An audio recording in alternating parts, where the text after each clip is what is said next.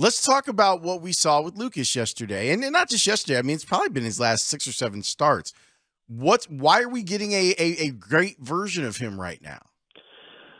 Well, looking at a couple of fastballs yesterday, I mean, he was at 95, which is a little bit higher than he's been throwing. But more than that, I think he's corrected a couple of mechanical flaws, which is now allowing him to repeat a lot of motions. And we saw a few times out again when he was missing up high. That's a mechanical issue. He quickly solved that. So, I mean, 6 no-hit innings in Yankee Stadium, that's pretty impressive. I know he used a lot of pitches to get there, but the point is, it's not a horrible Yankee lineup. It's certainly a lot better than the Tigers, and Lucas just stymied them.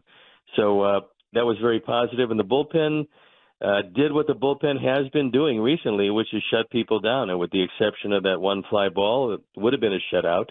But the bullpen's been magnificent. With that fly ball, I know that Robert is still a young player when you talk about games played. But I feel like he still struggles with taking command. And sometimes taking command isn't just taking the ball. It's understanding where the ball is going to be and which defender is the best opportunity to make the play. How do you get him to take that next step? And he's clearly one of the most talented center fielders in the league. But when it comes to the delegation of who gets the ball, he sometimes struggles. Well, I think they've dealt with this before, and I know that every center fielder, doesn't matter if it's Luis Robert Jr. or anybody else, they're the captain of the outfield. They take everything that they can get, and rather than let a ball drop like that, you have to go get the baseball, and if you run over that other outfielder, you run him over because he has to give way. The outfielders on the corners always give way. The outfielder in center field is the guy that takes the baseball. I think they probably talked to Luis about that. In fact, I'm sure of it. This coaching staff with Pedro Grifol, they don't leave anything to chance. If there's some mistakes, they deal with it right away. If there's something they don't like, they talk to that player or players right away. So I know it's been addressed before. It was just a mistake yesterday, and fortunately it didn't cost them the game. Could very well have done that, but it didn't, and the bullpen made it hold up. Stoney, Seby Zavala, last time we talked also, I think I asked you, why the hell isn't he hitting? And it's nice to see when he hits it, he can really get into it. The first one was a classic Yankee Stadium home run. Second one was an any stadium home run.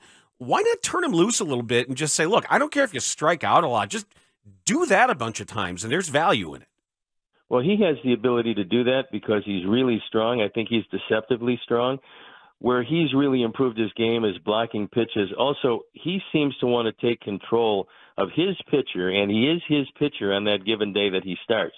He'll go out there and spend a little bit more time on the mound explaining to them exactly what they think they're going to do here. And I say they because it is a community effort, and they talk about it well before that start is going on. I mean, Seby is a great one to prepare. He has a real good feeling for swing paths. He understands how to make adjustments during the course of a game if he sees something that he hasn't seen before on video. I mean, for me, and again, this is just me, a defensive catcher, the number one catcher, the number one attribute of any catcher is a defensive catcher. If he can hit, that's a bonus. But he has to be able to handle his staff, and it's a tough job. You got all different egos. You got all different stuff. You have all different keys to get them to do what you'd like them to do.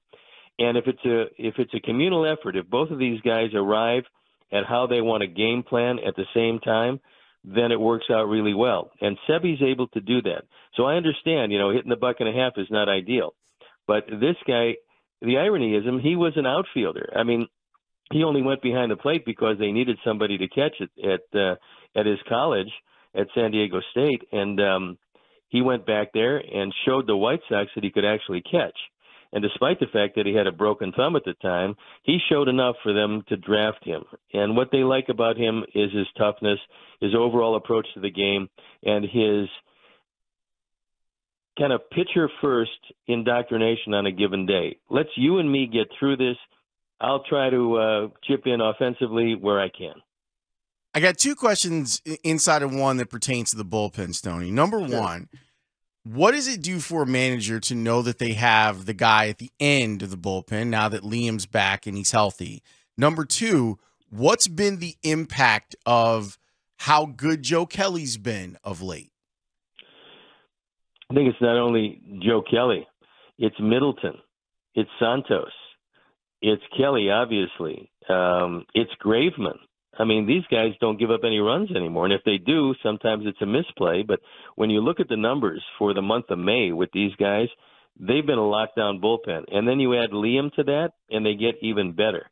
So this is a pen that, despite the numbers, because we have a lot of folks that depend on strictly numbers, but it was so abysmal when the season started, they dug themselves in a hole. But you're not playing in April any longer. And now when this bullpen goes out there, it's the envy of most around baseball. There are very few guys that can trot out consistently the arms and the ability of this particular bullpen. And so I think a good bullpen makes a manager really look smart. And a bad bullpen makes a manager really look dumb. And when Pedro was going through that start of 7-21, when he was losing 10 games in a row, when nobody in the bullpen was getting people out, well, everybody says fire Pedro. Yeah, right. That's a viable situation. However, as the bullpen has looked better, as the bullpen has gotten people out consistently, Pedro and his pitching coach, Ethan Katz and Kurt Hassler, they're starting to look pretty good. And the reason is they are pretty good. But the players have to execute. And now that the players are executing, everybody looks a whole lot better. I'm not wrong, right? That when you have the guy at the end, it makes that manager's life easier because he can do more with matchups with the other guys. No, you're right on the money, Lawrence. That's exactly what happens. That's why the most devastating thing that happened to the White Sox, and people don't want to hear this, but this is the truth. Most devastating thing that happened to them was Liam Hendriks and non-Hodgkin's lymphoma. It was a devastating thing for Liam and his family, certainly. But for the White Sox and their hopes this year, taking the main guy out of the back end of the bullpen, one of baseball's best closers, and then having to have guys slot up is not an easy thing to do. And so when you have that guy, you take it for granted. When you don't have that guy, you can see what the effect is. And so when you say, Lawrence, that having that guy at the back end performing like Liam is, with a win, with a save, and still he's not happy with the stuff yet until he refines that slider once again, but he likes to work a lot. And I think Pedro realizes that he can hand the ball to Liam and everything good happens. He's still not 100%. He will be, but he makes the team much better. And who really knows? Who's going to be able to quantify when Liam came back, that emotional night that he came back, and it didn't work out very well for him, but that wasn't the point. The point was this was a lift that a downtrodden team really needed because they were looking for something. And he comes back with that spirit that he has, that take charge kind of guy that he is, his presence in the locker room, which he does. That guy is added to a team that's looking for maybe some leadership, maybe a spark, maybe some way to band together and actually get the kind of talent they have and get it out on a daily basis. By every meaningful statistic, Jake Burger is the White Sox most productive bat. Indeed. Is there any excuse for him not to play every day somehow? Well, I think there is, because for the most part, if you want to have, your best defense out there, which you'd certainly like to have, especially in close games, which you figure a lot of them are going to be, and then you realize that Jake has hit all but one of his home runs at home, I think you can make a case for playing some other guys, perhaps a left-hand hitter in Yankee Stadium, playing some other guys on occasion. But Jake has to be in there because Jake can hit right-handers. That's one of the things about Jake that a lot of people don't realize, that he hits a lot of home runs against right-handers. And I love to see him in the lineup. But I can understand you got a lot of guys with some talent, and you got to balance the at-bats. I'd like to see Jake play as much as possible, but I like the matchups that they're using to get him the best at-bats available against certain pitchers. He had a great at-bat against Lang, who made him look really bad another time he faced him.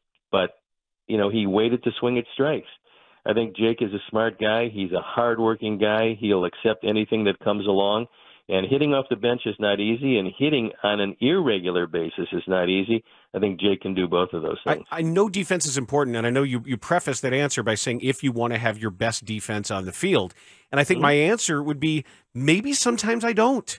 And I know what I'm sacrificing. You know, Elvis Andrus is terrible this year. He's got a WRC plus of 145, and he seems to be a shell of whatever he was last year. Tim Anderson hasn't hit a home run. Your left fielder has not hit a home run. This team is starving for home runs. And maybe the fact that they're all coming at home at some point just has to be statistical noise.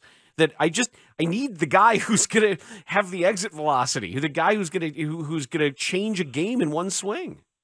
No, I mean, I understand exactly what you're saying, but in close games, defense usually wins those. And I like home runs as well as the next guy, and Jake can hit home runs. Again, he hits them much more at home than on the road. Statistically, I don't know why that is, but it happened to Gavin Sheets last year, where he hit more home runs at home than he hit. I mean, way more than he hit on the road. I'm not sure exactly how that works out, but I can see your point. However, if a guy is going to be your everyday guy, you would like him to do a lot of things, and I just don't think that they're ready yet to make Jake Bridger an everyday guy. I think Pedro likes the matchups he's picking for him. I think against certain right-handers he's going to play. Certainly against almost all the left-handers he's going to play. I understand the lack of home runs from shortstop and left field. Certainly when you look at teams that hit 2 or 3 run homers, that's good. The Sox, as you know, don't walk a great deal, so hitting multiple run home runs means you're going to have 3 hits, 2 hits in an inning. That doesn't happen all that much against some of these quality pitchers. I think Pedro looks at the game in total. Every manager does this. They look at the game in total and they see, will it be a close game? Can we hit their pitcher? How many runs do you think we're going to score tonight? How many runs do we need to win this game? And then he figures out his lineup based on all of the numbers that we get in this game today. I mean, everything you're looking at, they get also, Dan. And they plot a course that they think is the best to win on a daily basis. Is there anything that you're seeing with Tim Anderson? Because Stoney, look, I never thought that he'd be like a 30 home run guy, but I figured 15 to 20 home runs for Tim is stuff that he had done in the past. And I felt like that was probably where he could max out, like 22 home runs in a season. What's happening with him at the plate? Why are we not seeing the same type of power that we saw earlier in his career? I think a lot of it has to do with a lot of leg injuries and leg drive. You look at most hitters, they have 2 things in common. They have very strong hands and wrists, and they can be any size guy, whether it's a guy as, like Jimmy Wynn or some of the smaller home run hitters. Harmon Killebrew was not a big guy. He's about 5'9". But those guys, tremendously strong hands and wrists. Every home run hitter has that, but they also have very strong legs, and leg drive is equally as important in hitting as it is in pitching. And Tim has had a lot of injuries the last couple of years to those legs. I'm not sure if the base is as solid as it once was. He won a batting title by making contact and hitting the ball to right and right center field. He goes back to that when the average is down, and he looks at that, and he hits to right and right center field. He doesn't have the big power to consistently take it out that way. And so that's probably what we're looking at now. If there was an easy answer, I'm sure they would pick it up at this point. But there isn't an easy answer, and all I can look at is the amount of leg injuries he's had and perhaps that leg drive that he did get. And I thought he was going to be a 20, 22, 23 home run hitter too, Lawrence, the same way, because he showed he had that kind of strength. And he still is a really strong guy. But without that solid base, without that leg drive, you're not going to hit the ball out of the park. I saw a couple swings from him that looked like he was trying for power last night, and he didn't have the backside of his swing. It almost looked like a golfer swinging too hard, and I can't quite explain it. I don't know that I have the facility to explain the kinetic chain of what I saw, but I know it just didn't look right to me, and it almost looked like that he knew that he could try to drive the ball, but his body wasn't responding. Well, that's more to my point. Perhaps that solid base, that leg drive isn't quite there. But if you ever listen to J.D. Martinez and what he talks about when he talks about hitting and the fact that he was not in sync, most of last year and maybe part of the year before, which he is now with the Dodgers, he talks about the hands starting and everything going along with it. And if there's a chain, he talks about 3 or 4 different things. There's a chain that comes into play when the hands are in a perfect position, and then you increase your pull rate. But then again, he's a power hitter and a run producer. Tim is a guy that's a table setter. It's a different indoctrination. I'm just talking about pure hitting. There's a way where everything comes together and you hit the ball out front and you can pull it more. And I think this year, J.D. Martinez's pull rate is up 5-6%. But he is a real student of hitting, so much so that he pretty much lives with that iPad and with swing to swing. But when he talks about it, it's almost a clinical basis. He said, I got in some bad habits, and then the habits, it wasn't one thing. Everything just kind of piled on one another. But it all starts with the hands. And then if the hands are there, then you look at your load, and then you look at your back hip, and you keep everything sequentially. And if they all wind up, then you can go back and get the bat speed you really need to generate the speed through the strike zone, which gives you the velocity. It used to be, I remember guys were thinking about heavy bats. Remember everybody talking about a 40-ounce bat? But that's not the answer. The answer was Billy Williams with a 31-ounce bat, which was velocity through the zone. The quicker you take that bat through the zone, the harder you hit the baseball, the farther you hit the baseball. And that's exactly what J.D. was talking about, is getting through the zone with a lot of bat speed. And that's what all hitters strive for. Stoney, when are you back on the call? I'm back on the call when the boys return and we play Miami. That's coming this weekend, and that will be wonderful. Hopefully they can keep it going in New York. Lance Lynn is going tonight, and being a former Yankee, I'm sure he has a lot of incentive to go out and beat those boys. Having Aaron Judge out of the lineup is a really good thing. Yeah. And look, understand something, and I figure we're kind of wrapping up here, but let me get one point across. This White Sox team, at every level, look at player for player, pitcher for pitcher, they are better than every team in the Central. They have more talent. Now, are they a better team? I don't know. But the goal we strive for is the whole has to be better than the sum of its parts. For the White Sox, to this point, the sum of its parts has been greater than the whole. That's not how you win championships. This division is infinitely winnable. If you don't believe it, go man for man against Detroit, Cleveland, and Minnesota. You'll see, because I'm a talent evaluator, you'll see the Sox have the most talent. Will they play together as a team to get there? I don't know. But I do know that they have the most talent in this division.